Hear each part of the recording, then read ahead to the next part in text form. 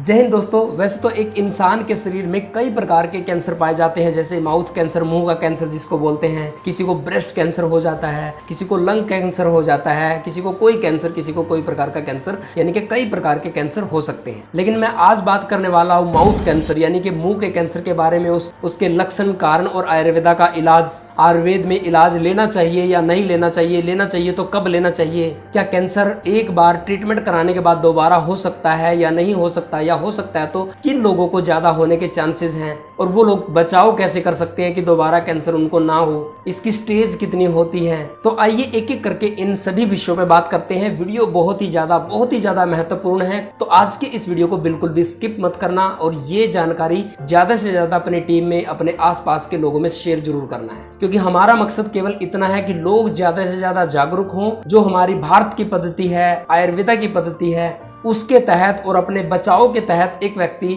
अपने आप को बचा सकता है, अपनी फैमिली को बचा सकता है, और कैंसर होने से पहले अगर बचाव रखता है तो ज्यादा चांसेस होते हैं ठीक होने के। तो दोस्तों, माउथ कैंसर के कारण सबसे ज्यादा उन लोगों में पाए गए हैं जो किसी भी प्रकार के तंबाकू का इस्तेमाल करता है, वो चाहे हुक्का के थ्रू करता है, बीड़ी सिगरेट के थ्रू करता है, किसी खैनी या गुटखा के थ्रू करता है, तंबाकू हो किसी भी प्रकार का, उसके अंदर बताया जाता है कि 10 में से 9 लोगों को, यानी कि 90% लोगों को उन्हीं को माउथ कैंसर पाया गया है, जिनके खाने पीने का जो लाइफस्टाइल था वो तंबाकू के साथ था। और उन व्यक्तियों को चांसेस और ज्यादा बढ़ जाते हैं जो तंबाकू के साथ साथ अल्कोहल का भी प्रयोग करते हैं, यानी कि शराब भी पीते हैं। सपोज करो कोई व्यक्ति धूम्रपान तो कर रहा है, साथ में शराब भी पी रहा है, कोई व्यक्ति गुटखा तो खा रहा है, साथ में शराब भी पी रहा है, तो उनको और ज्यादा चांसेस बढ़ जाते हैं। तो माउथ कैंसर के और जो दूसरे कारण है वो बहुत कम होते हैं, लेकिन तंबाकू वाला जो कारण है ये सबसे ज्यादा पाया गया है। अब यहीं पे कुछ लोग ये भी आपको बोलते हुए मिल जाएंगे कि भाई हमें तो 50 साल हो गए बीड़ी सिगरेट पीते हुए, हमें तो आज तक कुछ नहीं हुआ। तो ऐसे व्यक्ति भी ध्यान से सुन ले।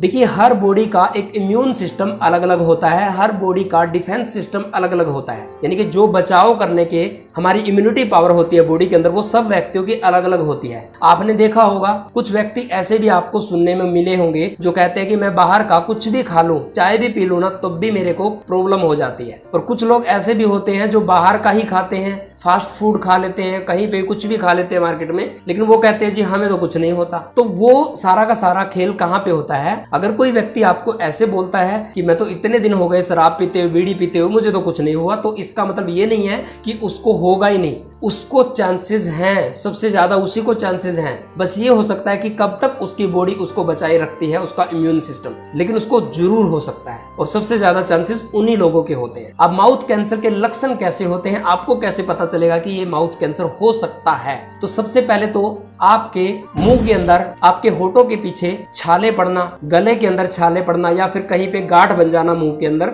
वो सब कैंसर के लक्षण हो सकते हैं। लेकिन वो कब हो सकते हैं? यदि वो आपकी ठीक ना हो रही हो, 2 सप्ताह से भी ज्यादा उसको ठीक हुए हो चुके हो, यानी कि आपने ट्रीटमेंट भी करा लिया, दवाइयां भी ले ली, और अभी भी 2 सप्ताह से ऊपर हो चुके हैं, और अभी भी आपका मुंह का छाला या मुंह के अंदर जो गांठ होती है वो ठीक नहीं हो रही, तो आपको थोड़ा सा सोचना चाहिए और समझना चाहिए, अपने किसी चिकित्सक को दिखाना चाहिए। अब बात कर लेते हैं कि इसकी स्टेज क्या है और किन स्टेज के बचने के कितने चांसेस होते हैं। देखिए, वैसे इसके अंदर 4 स्टेज बोली गई हैं, और पहली स्टेज के अंदर 80% से भी ज्यादा, 90% तक भी लोग ठीक हो जाते हैं। लेकिन यही चीज अगर हम 4th स्टेज पे देखें तो वहां पे 80-20 यानी कि उल्टा हो जाता है, वहां पे 20% लोग भी ठीक नहीं हो पाते। तो इसका मतलब क्या है कि हमें अवेयरनेस रखनी चाहिए। अगर आपको कुछ ऐसी सिम्टम लगे तो आपको पहले ही सावधानी बरतनी चाहिए और किसी चिकित्सक को दिखा के कंफर्म करवा लेना चाहिए कि ये मुंह का छाला या गांठ कैंसर की है या वैसे ही है। अब बात कर लेते हैं कि ये भ्रम कैसे दूर होगा। देखिए, आपको मैंने एक तरीका तो बता दिया, दूसरा तरीका है कि यदि कोई अच्छा डेंटिस्ट है वो भी इसकी पहचान रखता है, अगर कोई अच्छा डॉक्टर होगा तो।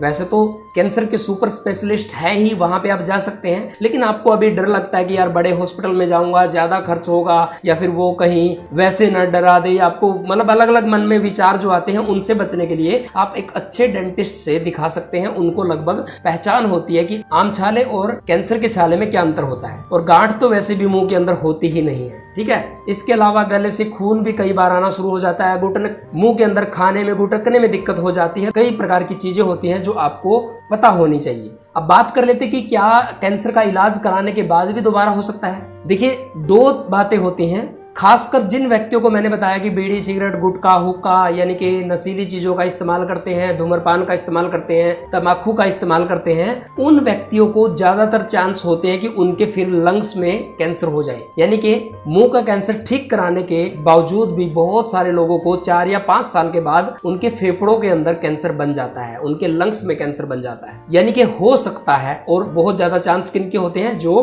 बीड़ी, सिगरेट, गुटखा पीते हैं, शराब पीते हैं। अब दोबारा कैंसर होने से कैसे बचाव रखना है, उसका सही और सिंपल सा इलाज है। यदि आप पहले कोई ऐसा काम करते थे बीड़ी, सिगरेट, गुटखा, शराब वाला, तो वो आपने छोड़ना है। तो फिर आपके चांसेस बहुत ज्यादा कम हो जाते हैं कि आपको दोबारा कैंसर हो, नहीं तो उसको दोबारा पनपने में कोई टाइम नहीं लगेगा। अब बात कर लेते कि आयुर्वेद का सहारा लें या नहीं लें, और ले तो कब ले, किस स्टेज में ले, कौन कौन से प्रोडक्ट लें। तो सबसे पहले लेते हैं कि आयुर्वेद को। देखिए, आज से अगर सैकड़ों साल पहले की बात करें, जब एलोपैथिक नहीं आया था, तो सारी चीजों का इलाज ही आयुर्वेद से होता था, और आयुर्वेद से आज भी इलाज पॉसिबल है, लेकिन रिसर्च नहीं हो पाती, क्योंकि एलोपैथिक की रिसर्च की जो बजट है गवर्नमेंट का या जितने भी देश होते हैं, वो बहुत बड़ा बजट रखते हैं। आयुर्वेद का बजट बहुत छोटा रखते हैं, इसलिए इनके ऊपर रिसर्च, इनके ऊपर खर्च नहीं किया जाता। लेकिन फिर भी बहुत सारे लोगों का कैंसर आयुर्वेद से ठीक हुआ है। तो आप आयुर्वेद का सहारा मैं तो कहूंगा आप जरूर लीजिए। लेकिन आप अगर स्टेज आपकी सही है, शुरुआती स्टेज में है,